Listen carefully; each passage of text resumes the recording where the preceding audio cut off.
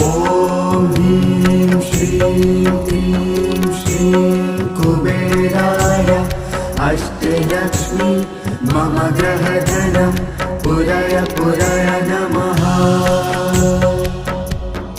ॐ ह्रीं श्रीं क्लीं श्रीं कुबेराय अष्टलक्ष्मी मम ग्रहधनं पुरय पुरय नमः।